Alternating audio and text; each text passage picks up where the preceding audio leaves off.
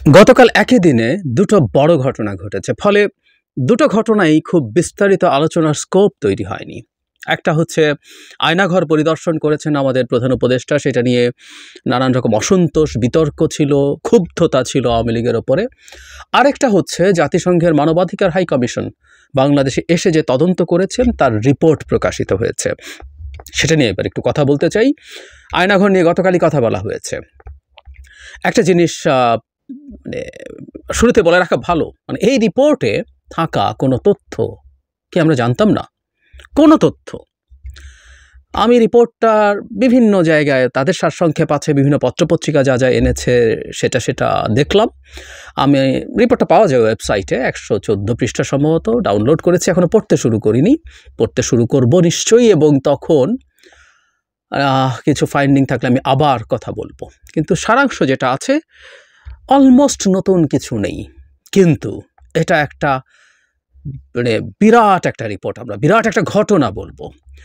জাতিসংঘের মানবাধিকার সংস্থার মতো, হাই কমিশনের মতো একটা সংস্থা এই তদন্ত করে যে রিপোর্ট তৈরি করেছে, এটার মাধ্যমে আমরা এখন শেখ হাসিনা, তার দল, বিশেষ করে শেখ হাসিনাকে জাতিসংঘ সার্টিফাইড বর্বর বলে বলতে পারি।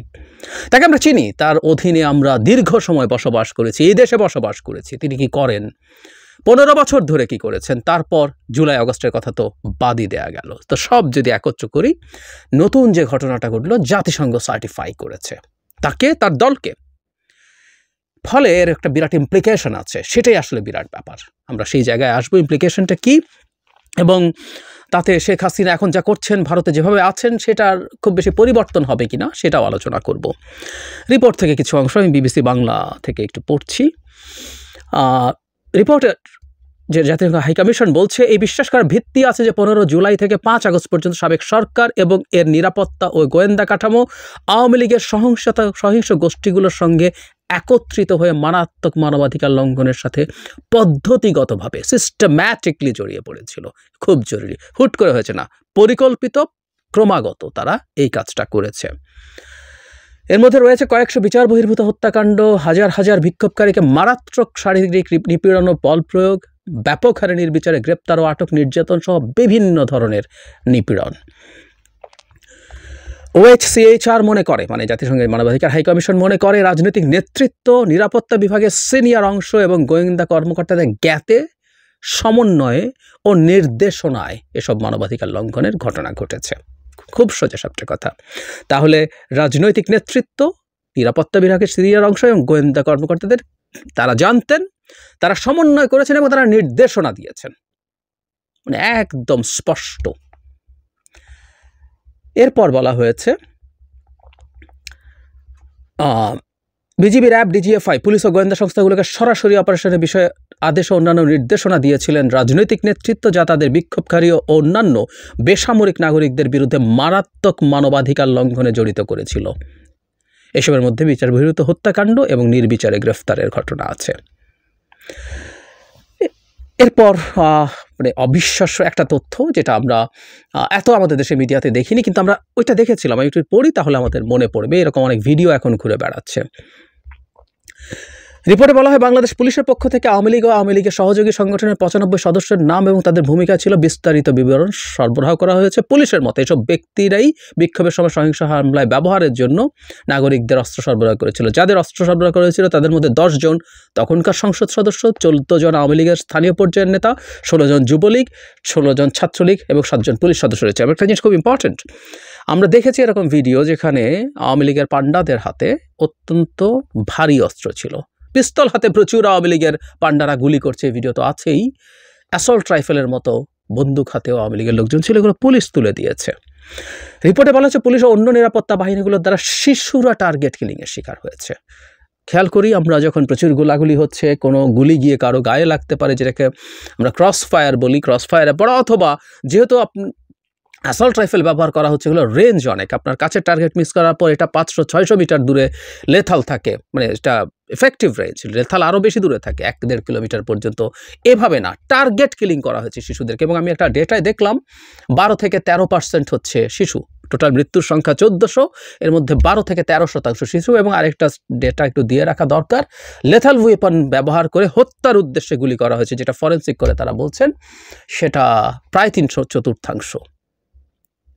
মানে কি বিভৎস, কি ভয়ঙ্কর। তারপরে বিশেষত শুরুর দিকে বিক্ষোভে সংঘর্ষারিতে থাকা নারীদের ওপরে নিরাপত্তা বাহিনী এবং আওয়ামী লীগ সমর্থকরা মারাত্মকভাবে আক্রমণ করেছে। নারীরা যৌন ও লিঙ্গভিত্তিক সহিংসতার শিকার হয়েছেন, ছিল লিঙ্গভিত্তিক শারীরিক সহিংসতা ও ধর্ষণের হুমকি। ডকুমেন্ট বিশ্লেষণ করে দেখা গেছে আওয়ামী লীগ সমর্থকদের দ্বারা যৌন নির্যাতনের ঘটনাও ঘটেছে। একটা যুদ্ধে বর্বর, মানে এই যে পশ্চিম পাকিস্তানিরা যা যা করেছে, হত্যা, সাথে ধর্ষণ, বেলটেন, এসব করে মানে ভয়ঙ্কর রকম আতঙ্ক তৈরি করার চেষ্টা, সেই চেষ্টাই তারা করেছে একই রকম, একইভাবে। তারা ভিডিও এবং প্রত্যক্ষদর্শীদের, ভুক্তভোগী সবার সাথে আলোচনা করে দেখছে আওয়ামী লীগ সমর্থকদের একটি সশস্ত্র আওয়ামী লীগ সমর্থকদের একটি সম্প্রসারিত দল পুলিশের সঙ্গে যৌথভাবে বা ঘনিষ্ঠ সমন্বয়ের বিক্ষোভকারীদের বিরুদ্ধে কাজ করছিল। আমরা জানি, মানে আওয়ামী লীগকেও এই ঘটনার সাথে খুব সহজেই জড়িত করা যায়, এটা আমরা জানি, সেটাই হয়েছে। এখানে প্রথম আলোতে আবার একটা ইন্টারেস্টিং জিনিস আছে, সেটা হলো এই যে সবগুলো বাহিনী আছে তাদের প্রধানদেরকে নিয়ে একটা কোর কমিটি হয়েছিল, সেটা স্বরাষ্ট্রমন্ত্রী সেটাকে চেয়ার করতেন। এবং খুব ইন্টারেস্টিংলি এখানে বলা হচ্ছে মাঠ পর্যায়ে বিভিন্ন যখন করতো, এখানে জুলাইয়ের মাঝামাঝি থেকে 5 অগাস্ট পর্যন্ত তৎকালীন প্রধানমন্ত্রী এসবি, ডিজিএফআই ও এনএসআই এর প্রধানদের কাছ থেকে নিয়মিতভাবে সরাসরি প্রতিবেদন পেতেন। এই ধরনের গোয়েন্দা প্রতিবেদনের মধ্যে জায়গাটা একটু খেয়াল করুন, 21 জুলাইয়ের একটি প্রতিবেদনে আন্দোলনকারীদের উপরে নিরাপত্তা বাহিনীর মাত্রাতিরিক্ত বল প্রয়োগের বিষয়ে শেখ হাসিনাকে সতর্ক করা হয়েছিল। মানে সরকারের, শেখ হাসিনার অধীনের বাহিনী 21 তারিখ তাকে সতর্ক করেছিলেন। একই ধরনের উদ্বেগ আগস্টের শুরুতেও তৎকালীন প্রধানমন্ত্রীর কাছে তুলে ধরা হয়। 29 জুলাই মন্ত্রী পরিষদের বৈঠকে আন্দোলন সংক্রান্ত বিষয়গুলো প্রধানমন্ত্রী তুলে ধরেন। আর আন্দোলনের সময় তৎকালীন প্রধানমন্ত্রী ও তার জ্যেষ্ঠ উপদেষ্টারা সরাসরি ও টেলিফোনে নিরাপত্তা বাহিনীর জ্যেষ্ঠ কর্মকর্তাদের আদেশ দিতেন ও সার্বিক অপারেশন পর্যবেক্ষণ করতেন। একদম খুব ক্লিয়ার তারা এসব করেছেন। এরপর মানে আমরা আওয়ামী লীগের কথা বলছি, ওখানে এটা একটু জেনে রাখি, আসলে মূলত রিপোর্টটাই একটু শুনে রাখা দরকার, অনেকে পড়েননি হয়তো। তারা বিক্ষোভ দমনের জন্য, মানে আওয়ামী লীগ সম্পর্কে এটা বিবিসি বাংলা আবার বলছে, সরকারের প্রচেষ্টাকে সমর্থন করে ব্যাপকভাবে বেআইনি সহিংসতায় লিপ্ত হয়েছিল। অভিযান শুরুর আগে সশস্ত্র আওয়ামী লীগ সমর্থকরা পুলিশের সাথে সারিবদ্ধভাবে দাঁড়িয়েছিল অথবা পুলিশ ফোর্সের পেছন থেকে আক্রমণে অংশ নিয়েছিল। আওয়ামী লীগের লোকজন তল্লাশি চালিয়েছে, বিক্ষোভকারীকে আটক করেছে, এগুলো তো সবই হয়েছে। গোয়েন্দা সংস্থাগুলোর মধ্যে ডিজিএফআই, এনএসআই, এনটিএমসি, ডিবিএসবি, সিটিটিসির মতো গোয়েন্দা সংস্থাগুলো আন্দোলনকারীদের দমনে সরাসরি জড়িত থেকে মানবাধিকার লঙ্ঘন করেছে। এর মধ্যে শিশুসহ নির্বিচারে আটক, গুম, নির্যাতন, স্বীকারোক্তি আদায়ের মতো মানবাধিকার লঙ্ঘন, আহতদের চিকিৎসা পেতে বাধা, হাসপাতালে কর্মরত ভর্তি আহতদের ভয়ভীতি দেখানো, মানে চিকিৎসা পেতে বাধা দেওয়ার ঘটনা অনেকগুলো ঘটেছে আমরা জানি। অনেক হসপিটাল ঘুরে ভর্তি হতে পারেনি, তারপর রাস্তায় মারা গেছে, এই স্টোরিও প্রচুর আছে। 18 জুলাই স্বরাষ্ট্রমন্ত্রীর সভাপতিত্বে একটা কোর কমিটির মিটিং হয়। ওই বৈঠকে তৎকালীন স্বরাষ্ট্রমন্ত্রী অন্যান্য নিরাপত্তা সংস্থার ঊর্ধ্বতন কর্মকর্তাদের সামনে বিজিবি কমান্ডারকে আরও প্রাণঘাতী শক্তি প্রয়োগের নির্দেশ দেন। এই হচ্ছে অবস্থা। এই জায়গাটা এবার খেয়াল করি। এর পরদিন অনুষ্ঠিত এক বৈঠকে তখনকার প্রধানমন্ত্রী নিজেই নিরাপত্তা বাহিনীর কর্মকর্তাদের বিক্ষোভ দমনের জন্য বিক্ষোভকারীদের হত্যা করতে বলেছিলেন এবং বিশেষ করে বিক্ষোভের মূল হোতা সহিংসতা সৃষ্টিকারীদের গ্রেপ্তার, হত্যা এবং হত্যার পর লাশ লুকিয়ে রাখার নির্দেশ দিয়েছিলেন। ইয়াস, শেখ হাসিনা। এই জায়গাটা আবার পড়ি। তখনকার প্রধানমন্ত্রী নিজেই নিরাপত্তা বাহিনীর কর্মকর্তাদের বিক্ষোভ দমনের জন্য বিক্ষোভকারীদের হত্যা করতে বলেছিলেন এবং বিশেষভাবে বিক্ষোভকারীদের মূল হোতা সহিংসতা সৃষ্টিকারীদের গ্রেপ্তার, তার ভাষায় কোট আনকোট, গ্রেপ্তার, হত্যা এবং হত্যার পর লাশ লুকিয়ে ফেলার নির্দেশ দিয়েছিলেন। অবাক হইনি আমরা, শেখ হাসিনা এরকমই আমরা জানি অনেক দিন থেকে। তবে আবারও বলছি, এটা জাতিসংঘ বলছে। এখানে আলী আরাফাতের বক্তব্য আছে, এগুলো আমাদের জানার কোনো প্রয়োজন নেই। এই হচ্ছে বেসিক কিছু ইনফরমেশন। আরও কয়েকটা ইনফরমেশান দিয়ে আমি তাদের কিছু রেকমেন্ডেশন আছে, সেই রেকমেন্ডেশনের কথা একটু বলবো। মানে মূলত জায়গাটা এটা যে তারা আসলে পরিকল্পিতভাবে এই কাজগুলো করেছে। ডেটা হচ্ছে তারা বিভিন্ন রকম সূত্র থেকে যেটা পেয়েছেন তাতে 1400 মানুষ নিহত হয়ে থাকতে পারেন এবং তাদের কাছে এটা ডেটা আছে। বেশিরভাগই নিরাপত্তা বাহিনীর ব্যবহৃত মারণাস্ত্র শটগানে গুলিতে নিহত হয়েছেন, হাজারো মানুষ আহত হয়েছেন, 11,700-র বেশি মানুষকে গ্রেফতার করেছে র্যাব ও পুলিশ, 12-13% শিশু টার্গেট কিলিংয়ের কথা আছে। এই হচ্ছে মোটামুটি ব্রুটালিটির জায়গা এবং একেবারে অকপটে খোলাখুলিভাবে শেখ হাসিনা, তার দল, অন্য যারা আছে তারা তো আছেই, এই বিভৎস ঘটনা ঘটিয়েছে, এটা স্পষ্ট। এখন এখানে অনেকগুলো সুপারিশ আছে, এর মধ্যে বলা হচ্ছে পক্ষপাতহীনভাবে, ওখানে একটি জরুরি কথা বলে রাখা ভালো, 5 আগস্ট থেকে 15 আগস্ট, ইনফ্যাক্ট তারা 15 আগস্ট পর্যন্ত সময়টাকে তাদের তদন্তের জন্য নিয়েছেন। সে সময় কারো মানবাধিকার লঙ্ঘনের ঘটনার কথা আছে, এমনকি এটা যেহেতু জাতিসংঘ, তারা এখনও আইনশৃঙ্খলা রক্ষাকারীর বাহিনীর কাছে হাতে মানবাধিকার লঙ্ঘনের ঘটনা ঘটছে এই ব্যাপারেও সতর্কতা দিয়েছেন। তারা এনটিএমসি এবং র্যাবকে বিলুপ্ত করার সুপারিশ করা হয়েছে, এটা আমরা বহুদিন থেকে বলছি, এটা বলা হয়েছে। এবারও একটা এখানে একটু জায়গা আছে, সেটা হলো তারা রাজনৈতিক দলকে নিষেধ করেছেন। তাদের বক্তব্যটা এরকম, রাজনৈতিক দলকে নিষিদ্ধ করা হলে সত্যিকার বহুদলীয় গণতন্ত্র ফেরার পথ রুদ্ধ হবে, পাশাপাশি বাংলাদেশে বিপুল সংখ্যক ভোটারকে ভোটাধিকার চর্চা থেকেও বঞ্চিত করা হবে। আরও অনেক সাজেশন আছে, এগুলো শাস্তি দেয়া, পক্ষপাতহীন বিচার করা। এর মধ্যে আরেকটা কথা একটু যোগ করে রাখা ভালো, তাদের হাতে প্রচুর গুরুত্বপূর্ণ সাক্ষ্য প্রমাণ ডকুমেন্টস আছে, তবে তারা বলেছেন আন্তর্জাতিক মান যদি নিশ্চিত না হয় বিচারের, তাহলে সেটা বাংলাদেশকে দেওয়া হবে না। বাংলাদেশ এই মুহূর্তে আওয়ামী লীগ এবং শেখ হাসিনার বিশেষ করে বিচারের জন্য আন্তর্জাতিক মান থেকে কিছুটা দূরে আছে, মানে অন্তত দুটো জায়গায় শেখ হাসিনা বিচারের ক্ষেত্রে আন্তর্জাতিক মান থেকে দুটো জায়গায় দূরে আছে, তারা এইগুলো রিকভার করতে বলেছেন। একটা হলো আমাদের যে আন্তর্জাতিক অপরাধ আদালত, সেটার যে আইন, তাতে কারো অনুপস্থিতিতে বিচার করা যায়। যেমন ধরুন শেখ হাসিনা যা যা আছে এগুলো নিয়ে চমৎকারভাবে আন্তর্জাতিক অপরাধ আদালতে যাওয়া যেতে পারে এবং তার শাস্তি নিশ্চিত করা যেতে পারে, কিন্তু বিপদ হচ্ছে ওখানে বিচারই শুরু করা যাবে না, কারণ ওখানে ইন অ্যাবসেন্সিয়া, মানে কারো অনুপস্থিতিতে বিচার শুরু করা যায় না। সো শেখ হাসিনা যদি গ্রেফতার হয়ে আদালতের কাছে উপস্থাপিত না হন, তাহলে আসলে হয় না। আর বাংলাদেশের ক্ষেত্রে যেটা দাঁড়াবে, আমরা এটা করতে পারবো আমাদের আইনে, কিন্তু তারা এটা পছন্দ করে না, এটাকে তারা ইন্টারন্যাশনাল স্ট্যান্ডার্ড থেকে ডেভিয়েশনের কথা বলছেন। আরেকটা কথা খুব স্পষ্টভাবে বলেছেন, বাংলাদেশে যেহেতু মৃত্যুদণ্ড আছে, জাতিসংঘ মৃত্যুদণ্ডকে এনকারেজ করে না, ফলে এমন কোনো বিচার প্রক্রিয়া যেটা মৃত্যুদণ্ডের দিকে নিয়ে যায়, সেই রকম কোনো বিচার প্রক্রিয়াকে তারা সহায়তা করবেন না। তাহলে আমি গ্রসলি বুঝি যে এই দুটো জিনিস যদি বাংলাদেশ কাজ করে, তাদের হাতে থাকা ডকুমেন্ট বাংলাদেশ পাবে। তবে আমি মনে করি শেখ হাসিনার বিচার করার জন্য ডকুমেন্টের কোনো অভাব আমাদের আসলে হবে না। আমরা যেটা দেখাতে চাই সেটা হচ্ছে ট্রান্সপারেন্ট করা। আমাদের আইসিটিতে অনেকগুলো সংস্কার আনা হয়েছে, ভিডিও করা যাবে, লাইভ করা যাবে, বিদেশি লয়ার আসতে হবে, শেখ হাসিনাকে কন্টেস্ট করতে দেওয়া হোক, তিনি করুক। তবে উনি না আসলে তো আসলে এক অর্থে বিচারিক প্রক্রিয়ায় সমস্যা হয়, কিন্তু আমরা এটা করব। সো এই হচ্ছে তাদের দিক থেকে মোটামুটি বক্তব্য।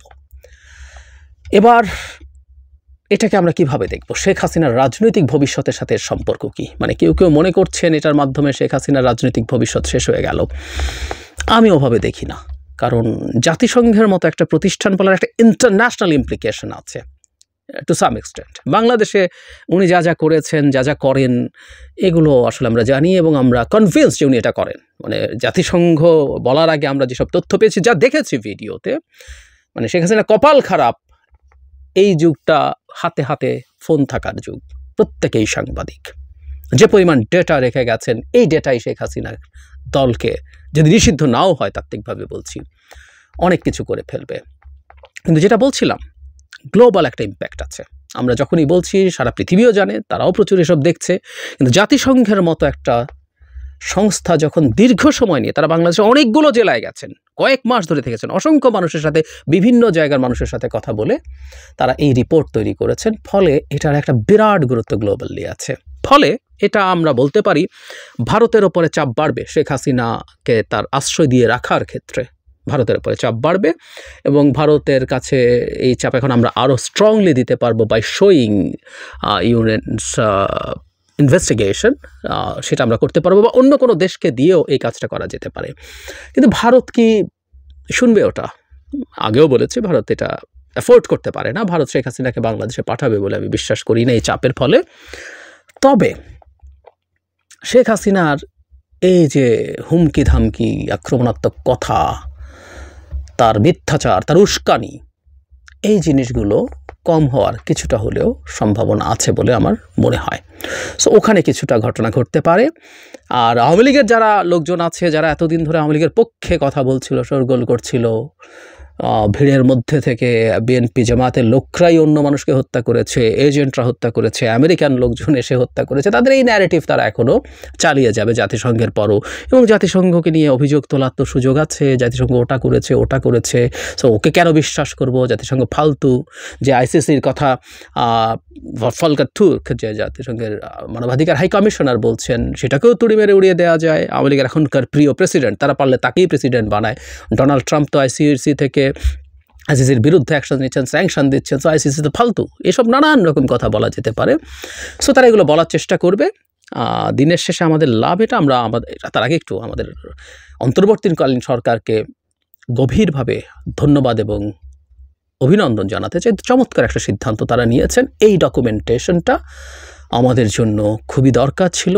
এটা মানে শেখ হাসিনা এবং তার দলকে, কারণ আওয়ামী লীগ নিষিদ্ধেরও আলাপ আসছে, যদিও তারা দলকে নিষিদ্ধ না করতে বলছেন, কিন্তু তাদের রিপোর্টেই আছে কিভাবে পরিকল্পিতভাবে সিস্টেম্যাটিকলি এই দলটা এই অপরাধগুলোর সাথে জড়িয়ে গেছে। তাহলে প্রশ্ন আসতেই পারে, শেখ হাসিনার বিচার করা গেলে দলের বিচার কেন করা যাবে না? মানে এটা খুব গুরুত্বপূর্ণ ফাইন্ডিং, গুরুত্বপূর্ণ জায়গা। আমরা দীর্ঘদিন থেকে এই কথাটা বলছি।